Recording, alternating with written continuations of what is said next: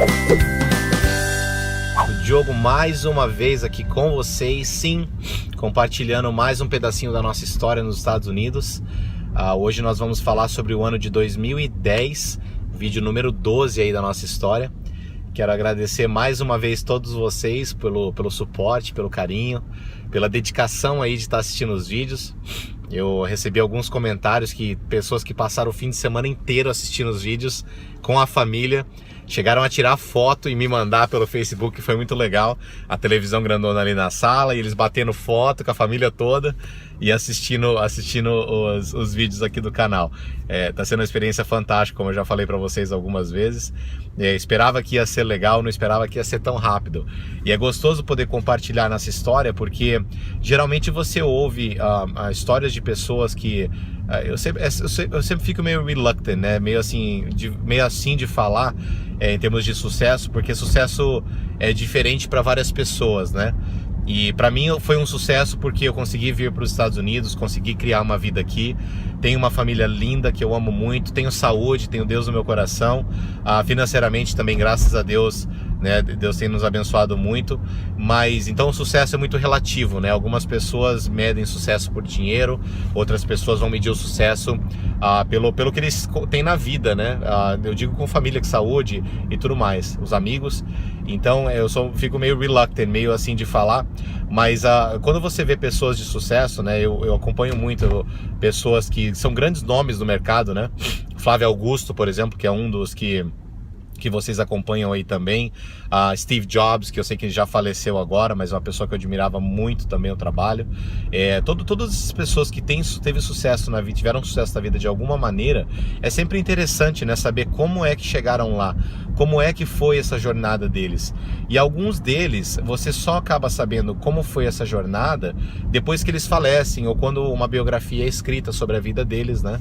Então, para mim poder estar compartilhando esse passo a passo com vocês, para vocês verem que não foi um bicho de 7 cabeças em termos de o Diogo é um gênio e criou alguma coisa que nem o Steve Jobs quando criou a Apple, né? Nada disso, foi com trabalho, foi bem suado, foi batalhando e correndo atrás dos sonhos, e a gente conseguiu alguma coisinha hoje, e eu sei que não estamos nem 1% do que eventualmente nós vamos conseguir chegar.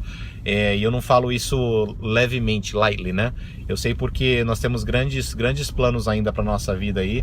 Nós sabemos que nós vamos só parar de crescer quando nós morrermos mesmo. Eu sou um constante estudante da vida. Eu adoro aprender, como vocês já perceberam. Então, para mim, poder estar compartilhando esse espaço com vocês realmente está sendo muito legal. E eu queria deixar aí meu obrigado mais uma vez para todos vocês. Bom, mas vamos lá. Ano de 2010 foi um ano muito interessante, como todos os outros anos até agora, mas foi muito interessante porque ele realmente me deu lembra que eu falei para vocês que em 2009 eu fui chutado da minha zona de conforto, né?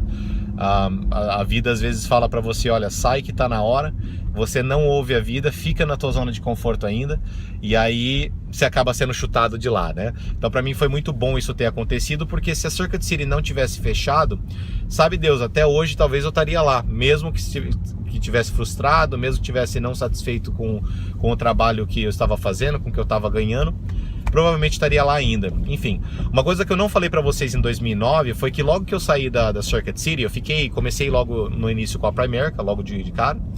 Mas aí, como as coisas não estavam andando muito bem ainda, eu acabei indo conseguir um trabalho de taxista aqui em Orlando. Era um curso de, eu acho que 5 dias, tá? Acabei não mencionando isso no vídeo do ano anterior, então vou mencionar isso agora. Era um curso de 5 dias para poder virar taxista. Então, mais uma vez, lembra que eu não queria me profissionalizar em ser garçom?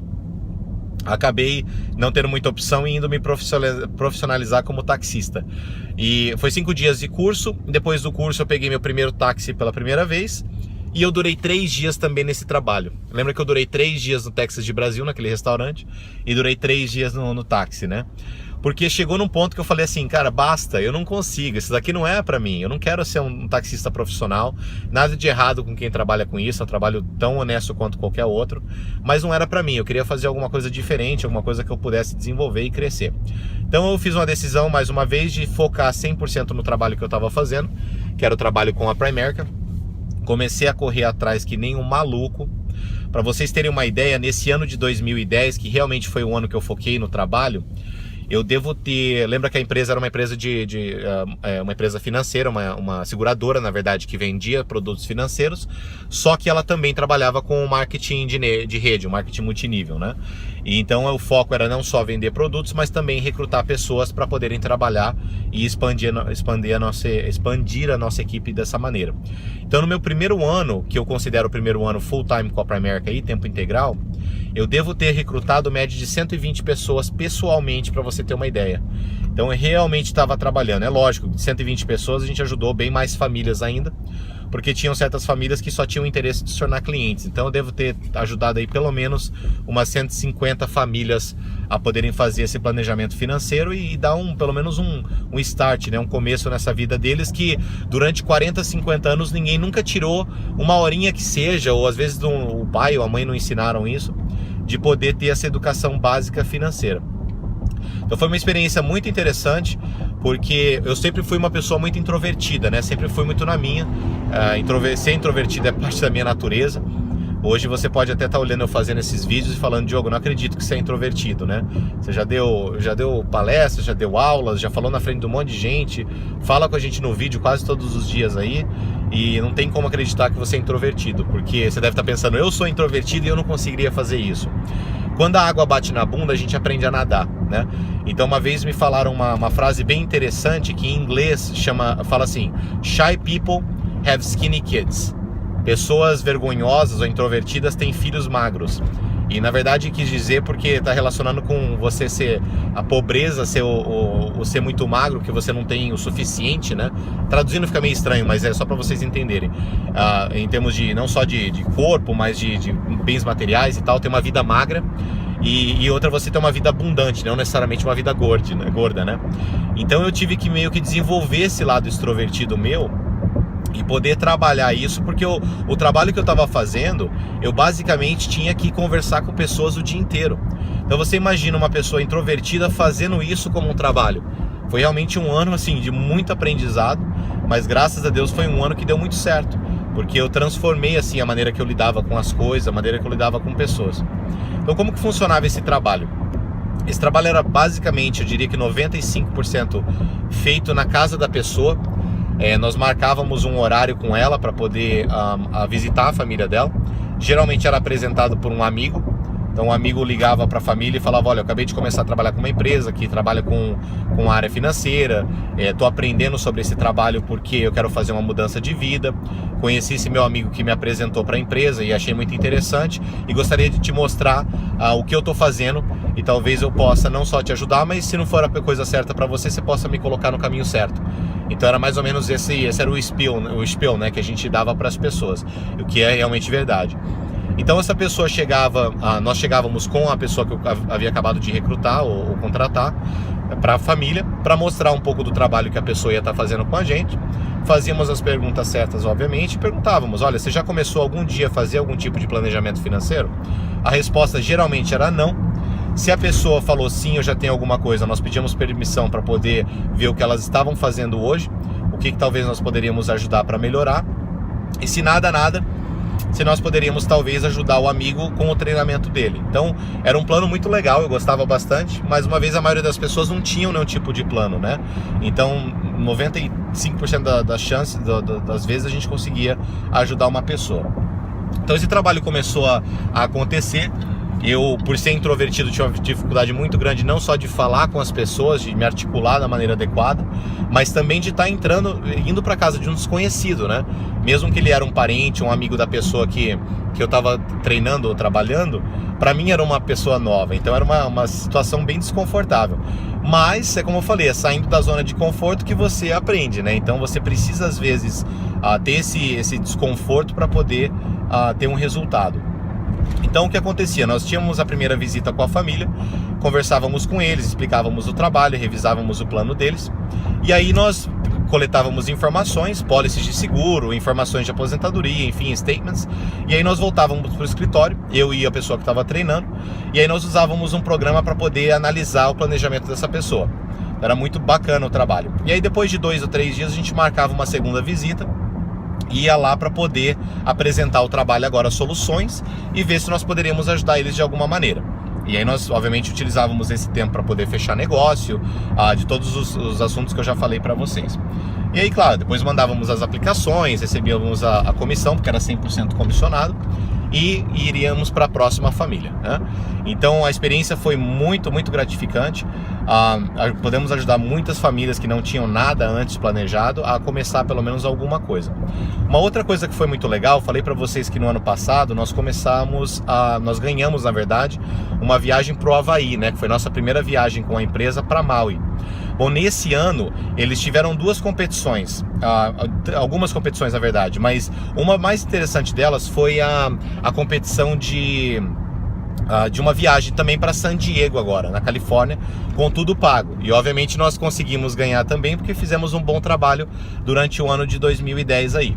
Mas uma coisa bem legal que eu não mencionei para vocês também, a companhia escolhia uma vez por ano as melhores pessoas que, em termos de volume, em termos de trabalho em si, para poder presentear eles com o que eles chamavam de Pioneer Club, que eles entregavam para você, tinha um reconhecimento no palco, você ganhava a viagem, e eles te entregavam essa jaqueta tipo uma jaqueta de golfe, que nem o pessoal ganha em campeonatos, né?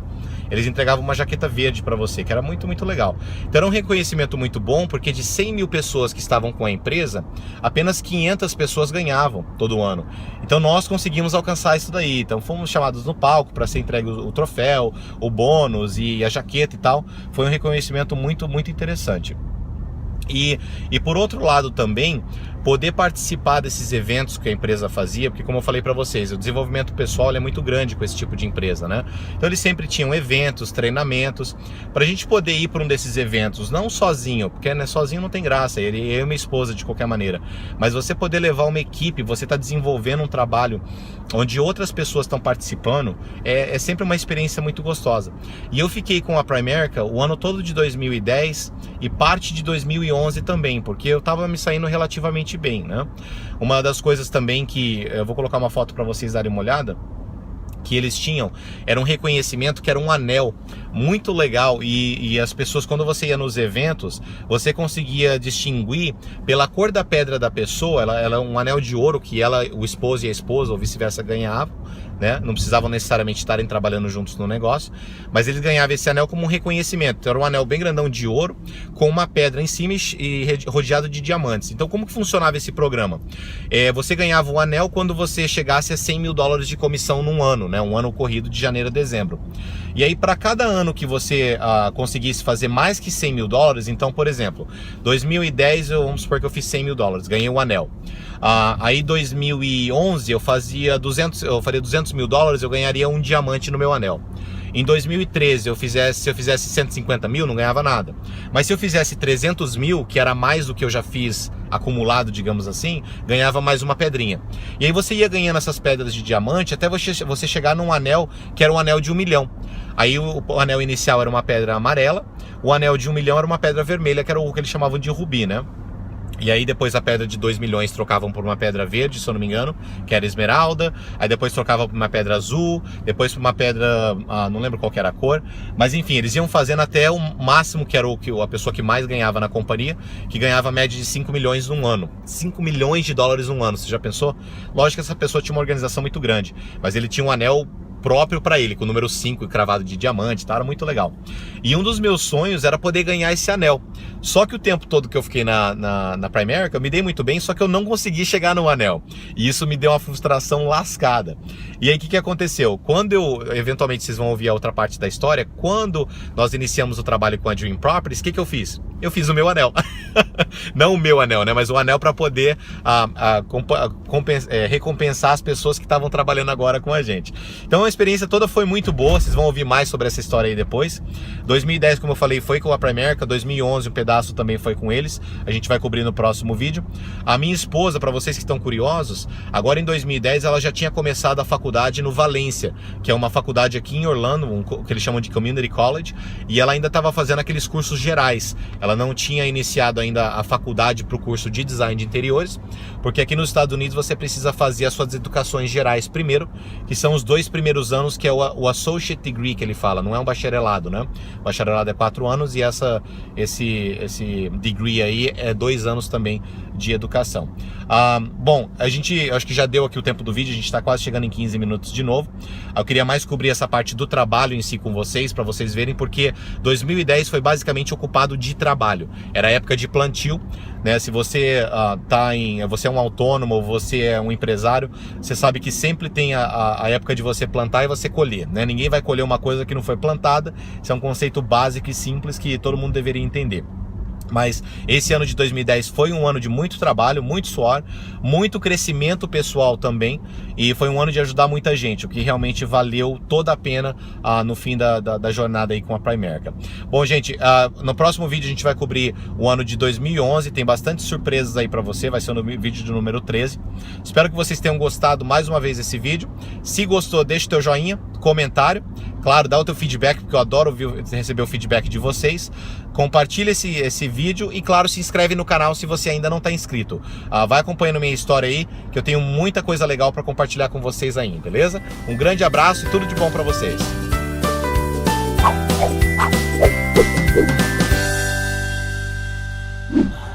Primeiro estúdio de TV, hein? Que privilégio, cara, que legal. Vocês viram que bacana esse lugar? Muito legal, né? Uma vista maravilhosa, lugar muito agradável. Casas lindas e maravilhosas. É tudo de bom. O que mais que você vai querer? Tá morando no paraíso.